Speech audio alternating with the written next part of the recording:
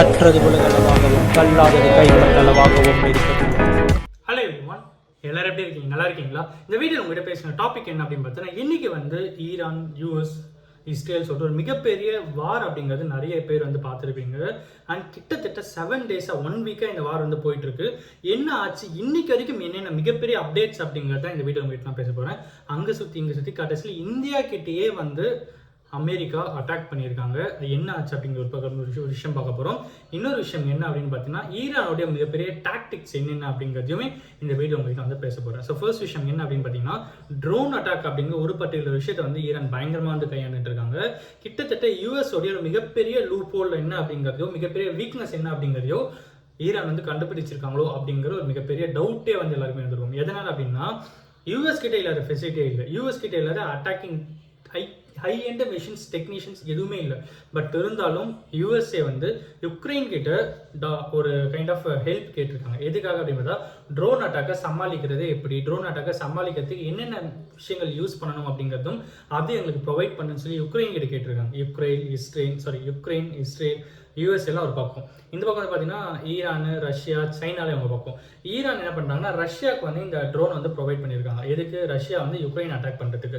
So Ukraine வந்து அதை வந்து மேனேஜ் பண்ணிட்டு இருக்காங்க, ஹேண்டில் பண்ணிட்டு இருக்காங்க. ஸோ யுக்ரைன் அதை எப்படி ஹேண்டில் பண்ணுறாங்க அப்படிங்கிற விஷயத்தை வந்து யூஎஸ்ஏலேருந்து ட்ரம்ப் அவர்கள் ஜெலன்ஸ்கி கிட்ட கேட்டு தெரிஞ்சிட்டு இருக்காரு அப்படின்ற மாதிரியும், ஜெலன்ஸ்கி அவர் வந்து நான் கொடுக்குறேன், அதாவது அந்த ட்ரோன் அட்டாக்கை எப்படி டேக்கிள் பண்ணுறது, அதனுடைய விஷயங்கள் என்ன அப்படிங்கிறத நான் சொல்கிறேன், அந்த பர்டிகுலர்ஸ்லாம் கொடுக்குறேன் அப்படின்ற ஒரு பக்கம் வந்து சொல்லியிருக்காரு அப்படிங்கிறத அவர் வந்து எக்ஸ்ட்ரா சொல்லியிருக்காரு. இது ஒரு பக்கம் இருக்கு. இன்னொரு பக்கம் என்ன அப்படின்னு பார்த்தீங்கன்னா, யூஎஸ்ஏ பண்ற ஒரு மிகப்பெரிய விஷயம் என்ன அப்படின்னு பார்த்தீங்கன்னா, ஏஐ அட்டாக் அப்படிங்கிற ஒரு விஷயம் இருக்கு. ஏஐ இப்போ சாட்ஜிபிடி, க்ராக், ஜெமினி ஏஐ மாதிரி ஒரு ஏஐ யூஸ் பண்ணி எந்த இடத்துல ஸ்கூல் இருக்கு, எந்த இடத்துல எந்தெந்த விஷயங்கள் இருக்குன்னு சொல்லிட்டு எல்லா விஷயங்களுமே பார்த்து பிளான் பண்ணி அட்டாக் பண்றதுக்கான ஒரு மிகப்பெரிய டூலை வந்து ஏஐ வந்து யூஸ் பண்ணி, மிகப்பெரிய டூலா ஏஐ இருக்கு. அந்த ஏஐ வந்து ஏஐ தான் டிசைட் பண்ணுது எங்கே அட்டாக் பண்ணணும், எங்கே அட்டாக் பண்ணக்கூடாதுன்னு. கிட்டத்தட்ட 1500 மிசைல்ஸ் கிட்ட ஏஐ மூலியமா யூஎஸ்ஏ வந்து அட்டாக் பண்ணியிருக்காங்க அப்படிங்கிற ஒரு விஷயம் இருக்கு. இந்த பக்கம் ஈரான் என்ன பண்ணியிருக்காங்க அப்படின்னு பார்த்தீங்கன்னா, பாலைவனம் தான். ஈரானுடைய மொத்த நிலப்பரப்புல ஒரு பார்ட் வந்து பார்த்தீங்கன்னா ஃபுல்லாக டெசர்ட் தான் இருக்கும், இன்னொரு பக்கம் பார்த்தீங்கன்னா மலைகள் தான் இருக்கும். அதனால தான் ஈரான் வந்து நில வழியாக வந்து அமெரிக்கா வழியோ இஸ்ரேல் வழியோ வந்து தாக்குதல் நடத்த முடியல. ஏன்னா பாலைவனத்துலேருந்து நீங்கள் வரீங்கன்னு தெரிஞ்சாலே ஈரான் கிட்ட இருக்கிற ஃபீச்சர்ஸ் ஃபெசிலிட்டிஸை வச்சு, அவங்களோட படைகளை வச்சு, ட்ரூப்ஸை வச்சு ஈஸியாக அட்டாக் பண்ணிடுவாங்க. நீங்கள் மலையிலேருந்து நீங்கள் ட்ரோனையோ, மலையிலேருந்து நீங்கள் வந்து டேங்க்லாம் வந்து இறக்கிட்டு வர முடியாது. ஸோ அதனால வந்து மலைகள் வழியோ வர முடியாது. ஸோ அதனால தான் மோஸ்ட்லி ஏர் அட்டாக் இருந்துகிட்டே இருக்கு. இந்த வருஷம் இந்த வரையும் முடியாம, இந்த வழியிலும் முடியாம இருக்கிறதுனால தான் ஒரு பக்கம் தண்ணி. ஸோ எதுவுமே முடியாத பட்சத்தில் என்ன ஆகுது அப்படின்னு பார்த்தீங்கன்னா, ஈரானை வந்து அவங்களால சமாளிக்கவே முடியல.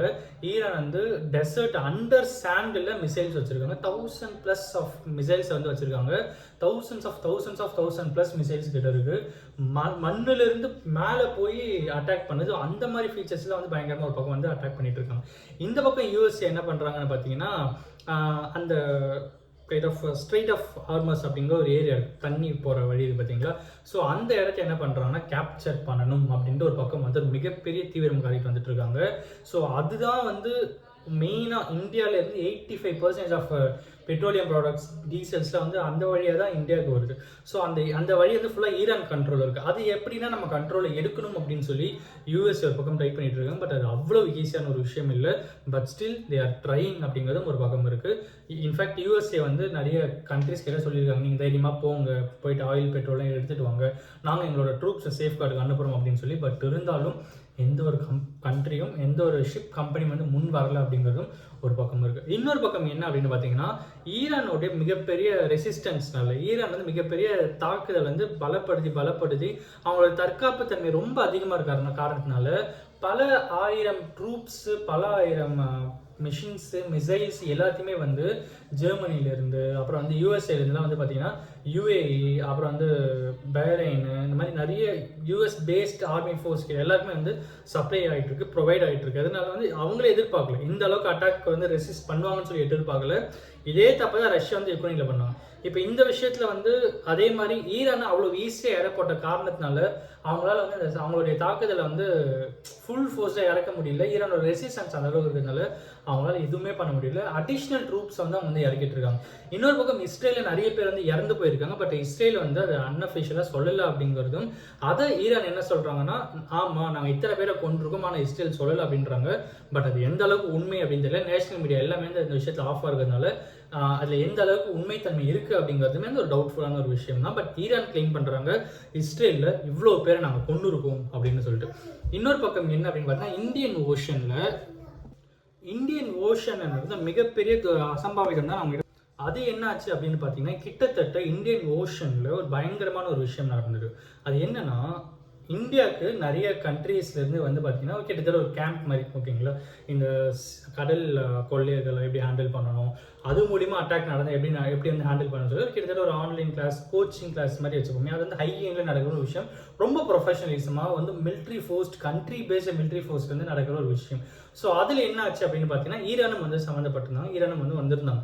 ஸோ ஈரான் வந்து எல்லா விஷயத்தையும் இங்கே முடிச்சுட்டு, எல்லா கேம்ப் எல்லாத்தையும் முடிச்சுட்டு ஈரானுக்கு ரிட்டர்ன் போகும்போது யூஎஸ்ஏவுடைய சப்மெரைன், ஓகேங்களா, அவங்க வந்து கடலுக்கு அடியில் கிட்டத்தட்ட ஒரு குறிப்பிட்ட கிலோமீட்டர் மைல்ஸ் டிஸ்டன்ஸில் சப்மெரைன் கடல் மூழ்கி கப்பல் இருக்குல்ல. ஸோ அது வந்து கடல் உள்ளே இருந்து ஈரானுடைய கப்பலை வந்து வாட்ச் பண்ணிகிட்டே இருந்திருக்கு. அவங்க இந்தியாவுக்குள்ளே இருந்த வரைக்கும், இந்தியாவுக்குள்ளே வந்து கிட்டத்தட்ட ஒரு 3 days 4 days கிட்ட இருந்திருக்காங்க.